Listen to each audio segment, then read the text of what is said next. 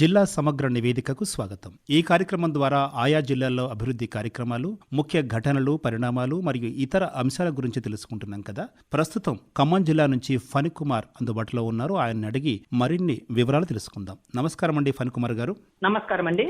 ఈ మధ్య కాలంలో ఖమ్మం జిల్లాలో చోటు చేసుకున్న ప్రధాన సంఘటనలు, విశేషాలు ఏమున్నాయి? వాటి వివరాలు చెప్పండి. ఖమ్మం జిల్లాలో ఇటీవల జరిగిన ఎన్నికల్లో ఇక్కడ 3 మంత్రులు ఖమ్మం జిల్లాకు రావడం జరిగింది. ఈ 3 మంత్రులు కూడా ఖమ్మంలో ఉన్నటువంటి ఎన్నో అభివృద్ధి కార్యక్రమాలను వీళ్ళు పూనుకోవడం జరుగుతుంది. అలాగే జిల్లా వ్యాప్తంగా ఉన్నటువంటి పాతవి పెండింగ్ లో ఏవైతే సమస్యలు ఉన్నాయో అన్ని కూడా వీళ్ళు పరిశీలించే దిశగా అడుగులు వేస్తున్నారు. సీతారామ ప్రాజెక్టు గత 10 సంవత్సరాల క్రితం ప్రారంభమైన ప్రాజెక్టు అప్పటి నుంచి కూడా ఆగడం జరిగింది. దీన్ని వ్యవసాయ శాఖ మంత్రి తుమ్మల నాగేశ్వరరావు ప్రత్యేక చొరవతో ఈ ప్రాజెక్టు పనులను మళ్లీ తిరిగి ప్రారంభించారు. ఇవన్నీ కూడా లక్షలాది ఎకరాలకు సాగునీరు అందించే ఈ ప్రాజెక్టును ఉమ్మడి ఖమ్మం జిల్లా కావచ్చు, అటు నల్గొండ కావచ్చు, అన్ని జిల్లాలు కూడా ఇక్కడ నుంచి సాగునీరు అందించే విధంగా ప్రాజెక్టును రూపకల్పన చేశారు. రాజకీయాల్లో చూసుకున్నట్లయితే ఖమ్మం పార్లమెంటు స్థానానికి ఇటీవల సోనియా గాంధీ ఇక్కడ నుంచి పోటీ చేస్తానని చెప్పడం జరిగింది. ఇప్పుడు జరిగినటువంటి రాజకీయ పరిణామాల్లో ఇక్కడ మాజీగా ఉన్నటువంటి రేణుకా చౌదరి గతంలో పోటీ చేశారు. ఇప్పుడు మళ్ళీ సోనియా గాంధీ ఒకవేళ పోటీ చేయకుంటే ఖమ్మం సీటు తానే పోటీ చేశానని కూడా చెప్పడం జరిగింది. ఖమ్మం జిల్లాలో అమలవుతున్న అభివృద్ధి కార్యక్రమం గురించి వివరించండి. ఖమ్మం జిల్లాలో షాదీ ముబారక్, అలాగే కళ్యాణ లక్ష్మి చెక్కుల పంపిణీ వంటి కార్యక్రమాలను ఇక్కడ మంత్రులు ప్రతి నియోజకవర్గంలో కూడా వాళ్ళకి అందజేయడం జరుగుతుంది. అలాగే ఈ 2 పడకల ఇల్లు నిర్మాణం కూడా గతంలో పూర్తయిన నిర్మాణ పనులు కానీ అలాగే ఉన్నటువంటి లబ్ధిదారులకు ఇచ్చే దిశగా ఇక్కడ అడుగులు వేస్తున్నారు. ఏవైతే పాతవి గృహ నిర్మాణాలు ఆగిపోయినాయో అవన్నీ కూడా త్వరితగతిన పూర్తి చేసి లబ్ధిదారులకు అందించేందుకు ఇక్కడ ఏర్పాటు చేయడం జరుగుతోంది.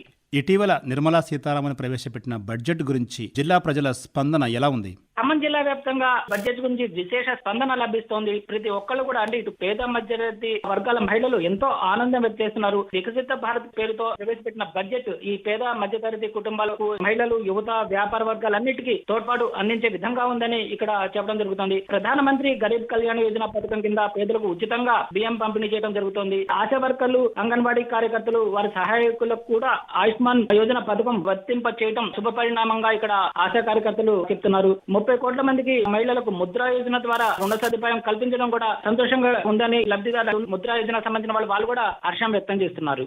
ఖమ్మం జిల్లాలో చేపట్టిన రహదారుల విస్తరణ కార్యక్రమాల గురించి చెప్పండి.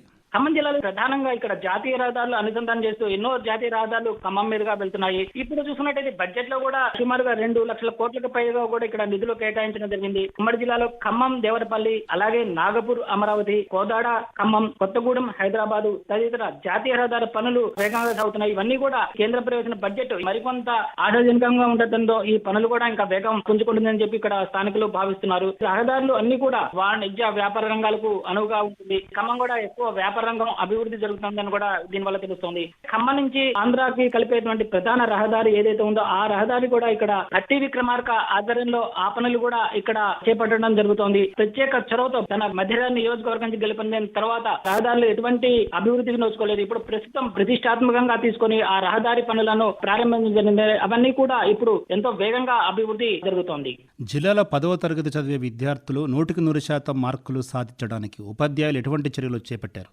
ప్రభుత్వ పాఠశాలలో చదివేటువంటి విద్యార్థులు 100% ఉత్తీర్ణ సాధించే విధంగా ఇక్కడ ఉపాధ్యాయులు ప్రత్యేక చొరవ తీసుకున్నారు. ఇటు జిల్లా కలెక్టర్ ఆధ్వర్యంలో కానీ ఇట్లా డిఓ ఉన్నటువంటి వీళ్ళందరూ కూడా సమిష్టిగా కృషి చేస్తూ వీళ్ళందరూ కూడా శిక్షణా తరగతులను ఇప్పటికే నిర్వహించడం జరిగింది. వీళ్ళందరూ కూడా వాళ్ళకు ఉన్నటువంటి సబ్జెక్టులు ఏవైతే ఉన్నాయో, ఎవరైతే సబ్జెక్ట్ లో వీక్ గా ఉన్నారో వాళ్ళందరూ కూడా ఇక్కడ ప్రత్యేక క్లాసులు నిర్వహించి తరగతి గదులు పూర్తయిన తర్వాత వాళ్ళకి ప్రత్యేకంగా శిక్షణ ఇచ్చే విధంగా అధికారులు చర్యలు తీసుకుంది. ప్రతి పాఠశాలలో ఉన్నటువంటి విద్యార్థులు అందరూ కూడా ఉత్తీర్ణత సాధించే విధంగా ఉపాధ్యాయులు కానీ ఇటు అధికారులు కానీ కూడా ప్రత్యేక చొరవ తీసుకోవడం జరుగుతోంది.